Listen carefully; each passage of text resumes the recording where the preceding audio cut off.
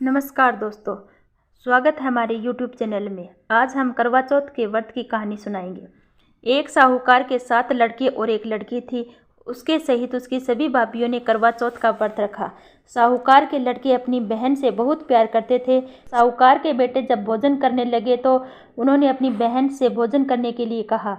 बहन ने जवाब दिया, भाई आज मेरा करवा चौथ का व्रत है। आज मैं चांद उगने पर उसे अर्घ देकर ही भोजन करूंगी। लेकिन जैसे जैसे दिन ढलने लगा बहन उदास होती चली गई।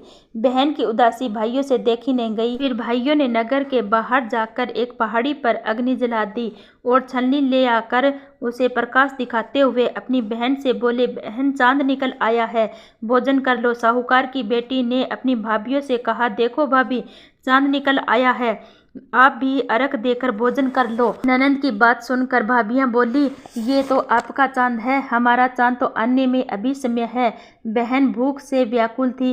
वो चांद को अर्घ देकर भोजन करने लगी। जब वह पहला निवाला खाने लगी तो उसे छींक आ गई। दूसरा निवाला खाने लगी तो बाल निकला। तीसरा निवाला खाने ही वाली थी, उसके ससुराल से बुलावा आया कि पति बीमार है और जिस भी हाल में है तुरंत ससुराल पहुंचे। उसे विदा करने के लिए उसकी माँ ने बक्से से कपड़े निकाले तो काले कपड़े निकले। दूसरा बक्सा खोला तो सफ़ेद कपड़े निकले। बेटी ने कहा, माँ तुम रहने दो, मैं ऐसे ही चली जाऊंगी। माँ घबराकर बेटी से बोली, रास्ते में जो कोई भी मिले सबके पैर दबाते जाना। जो भी तुम्हें कोई पूर्ण सुहागन होने का आशीर्वाद दे उसे ये सोने का टका दे देना। तो बेटी बोली, ठीक है माँ। बेटी अपने ससुराल के लिए निकल पड़ी। रास्ते में उसे जो भी मिला सबके पैर छूती गई। सबने उसे खुश रहो, पीहर का सुख देखो का आशीर्वाद दिया। ऐसे वो अपने ससुराल पहुंची। ससुराल के दरवाजे पर छोटी ननद खेल रही थी। जब उसके पाँव छुए तो उसने आशीर्वाद दिया, सदा सुहागन रहो, दूधो नहाओ, पुतो फलो और पूर्ण सुहागन होने का आशीर्वाद दिया। साहूकार की बेटी ने अपने पल्ले से सोने की मुद्रा निकाली और अपनी ननंद को दे दी। और जब वह अंदर गई तो देखा कि पति उसका मरा हुआ जमीन पर पड़ा है। उसे ले जाने के लिए तैयारियां हो रही है। वो बहुत रोई, बहुत चिल्लाई, कहने लगी, मैं इन्हें कहीं नहीं ले जाने दूंगी। फिर भी कोई नहीं माना।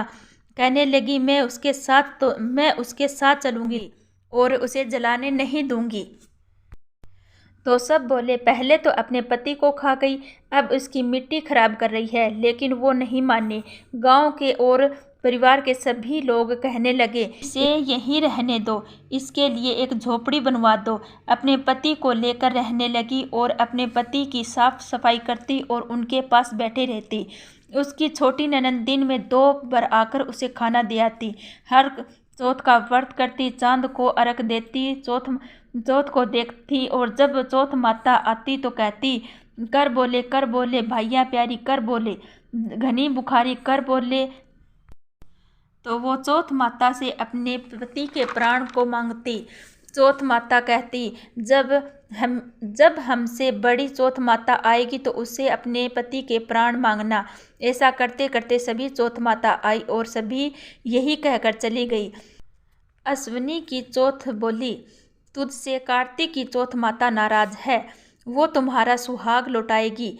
जब वो आएगी तो उसे पैर मत छोड़ना। जब वो करवा चौथ आने वाली हुई तो उसने अपनी छोटी ननंद से पूरे श्रृंगार और सुहाग का सारा सामान मंगवाया और 2 करवे भी मंगवाए। सास ने सोचा, पागल हो गई है, जो मांगती है सो दिया। साहूकार की बेटी ने व्रत रखा और चांद निकलने पर अर्घ दिया। जब चौथ माता प्रकट हुई तो चौथ माता बोली, कर बोले सातों भैया प्यारी, कर बोले बहन दिन में चांद उगानी, कर बोले घनी बुखारी, कर बोले। उसने चौथ माता के पैर पकड़ लिए और बोली, माता मेरा सुहाग वापस करो। चौथ माता बोली, तू तो बड़ी भूखी है, 7 भाइयों की प्यारी बहन, तुझे सुहाग से क्या काम। तब वो बोली, नहीं माता, मैं आपके पैर तब तक नहीं छोड़ूंगी जब तक मेरा सुहाग वापस नहीं दोगी। चौथ माता ने सुहाग का सारा सामान मांगा तो उसने एक एक करके सारा 16 श्रृंगार का सामान चौथ माता को दे दिया। चौथ माता ने अपनी आंखों से काजल निकाला, नाखूनों से मेहंदी निकाली और मांग से सिंदूर निकाला। चिटली का छिड़का दिया और फिर उसके पति को जीवित कर दिया। चौथ माता जाते जाते उसकी झोपड़ी पर लात मार गई, जिससे उनकी झोपड़ी महल बन गई। तब छोटी ननंद अगले दिन खाना लेकर आई तो उसने देखा भाभी की झोपड़ी की जगह तो महल खड़ा है। वो ननंद को देखते ही दौड़ी दौड़ी उसके पास आई। उसने कहा, देखो भाई साहब, तुम्हारा भाई तो वापस आ गया। जाओ घर जाओ, सासू जी से कहो कि गाजे बाजे से हमें लेने आए। तब छोटी ननंद दौड़ी दौड़ी माँ के पास गई और बोली, माँ माँ माँ, भाई जिंदा हो गया है। माँ बोली, उस भाभी के साथ भी रहकर तेरा दिमाग खराब हो गया है। तब ननंद बोली, नहीं माँ, मैंने देखा है, भाई जिंदा है। भाई ने हमें गाजे बाजे के साथ बुलाया है। सभी घर वाले गाजे बाजे के साथ अपने बेटे को लेने पहुंचे तो बेटे को जिंदा देखकर सास बहू के पैर छूने लगी और बहू सास के पैर छूने लगी और वो बोली, देखो माँ, आपका बेटा वापस आ गया है। सास बोली, मैंने तो साल पहले ही इसे भेज दिया था। ये तो तू ही थी कि इसे वापस लेकर आई। चौथ माता, पहले साहूकार की बेटी के साथ किया वैसा किसी के साथ मत करना और बाद में उसे सुहाग दिया वैसा सबको देना और सभी पर अपनी कृपा बनाए रखना। जय माँ चौथ माता। धन्यवाद।